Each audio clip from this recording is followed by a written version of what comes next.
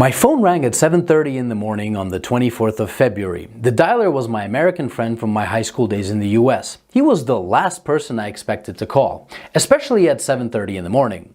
I knew immediately that the war has actually broken out. The beginning of the war did not surprise me. In fact, it's long overdue. What surprised me was the fact that he knew nothing about the suffering that the Russian Ukrainians had endured over the past 8 years. Let me get something straight.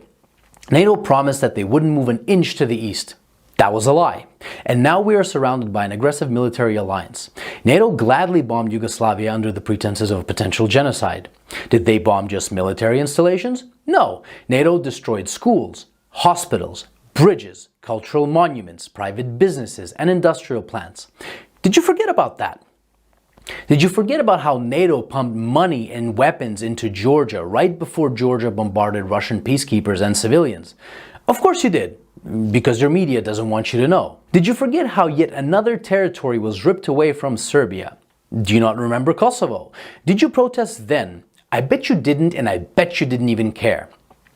Did you forget the invasion of Libya? If you're in Europe, you can't forget. Thousands of migrants are your daily reminder of what your governments did to that country. Did you protest the illegal invasion of Syria by Turkey and the US? I bet you didn't. Do you care about Saudi Arabia starving Yemen? I bet you don't. Do you care, or did you care, about the illegal invasion of Iraq and Afghanistan under false pretenses? What, they aren't people to you? Why haven't you been vocal against the murder of children and civilians at Iraqi and Afghani weddings by American bombardment? Ah, that's right. They're brown people. They're probably worth less to you. Where were your crocodile tears when Kiev started bombarding Ukrainian Russians in the east simply for doing the exact same thing as the Ukrainians did in the west, was to get rid of a corrupt government? Where were your crocodile tears when Kiev shut off electricity and water to Crimea? Where was your Save the Ukrainian People when 48 civilian anti-Maidan Ukrainian protesters were rounded into a Union trade house and burned alive, whilst those who tried to escape the fiery hell were beaten and shot? Do you by any chance know who the Madonna of Gorlovka is? Do you know what the Alley of Angels memorial is? Let me give you a hint. People engraved into that memorial aren't alive, and they are not adults. Did you shed even one digital virtue signaling tear when the children at the children's beach in Zagreb were purposefully bombed by the Ukrainian military using illegal cluster bombs?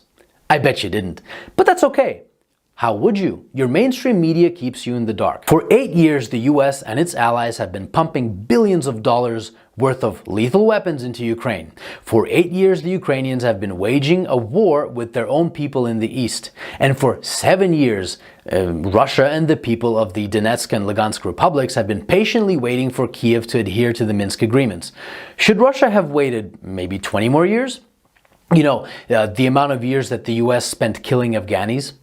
So whilst leaders like Boris Johnson, Joe Biden, Emmanuel Macron, Olaf Scholz and Ursula von der Leyen have been virtue signaling about the poor Ukrainians, they have been robbing the Ukrainians of their dignity, making their economy run on loans from the IMF, and basically robbing them of their future. And Russia is to blame when we were their primary trading partner? The West pushed Russia into a corner. Protect yourself from an increasingly hostile neighbor who wants to become part of a hostile military alliance called NATO and lose Nord Stream 2, for example. Or watch Russian Ukrainians get slaughtered by the thousands. The West wanted to fight this war with Russia until the very last Ukrainian. Remember Kosovo? Well, the Lugansk and Donetsk republics have every right to exist. Russia didn't set the precedent. Your leaders did when they recognized Kosovo. And final food for thought. Why was there no bombardment of innocent civilians in Crimea, even though it's closer to Kiev than Donetsk is? I'll give you a hint. The actual Russian military was there protecting the people. Here's another. The Ukrainian army has been fighting this invisible Russian army for 8 years now in the east, according to your mainstream media. Why then did the Ukrainian army collapse within 24 hours when fighting the actual Russian military? And since it did, what do you think your tax dollars were doing in Ukraine? That's right. Your tax dollars were used by Ukrainians in the West to kill Ukrainians in the East, and you didn't give a flying fuck about it. So if you haven't been following this conflict from day one and now you put the blue and yellow flag on your photo, wipe away your crocodile tears, please, and find out why your governments have been supporting those who have made a Nazi criminal, Stepan Bandera, their national war hero.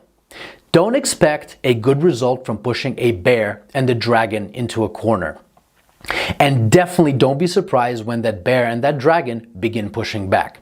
So if you haven't been crying for the collectively millions of dead Iraqis, Afghanis, Syrians, Libyans, Yugoslavians, and East Ukrainians these past 20 years, but you're crying crocodile tears for Ukrainian military installations, wipe them away and think about what your governments have been doing and what they're still doing. And I hope that this 8-year story of a war started by a criminal Ukrainian government against its own people can finally come to an end, and Ukrainians and Russians can finally live in peace.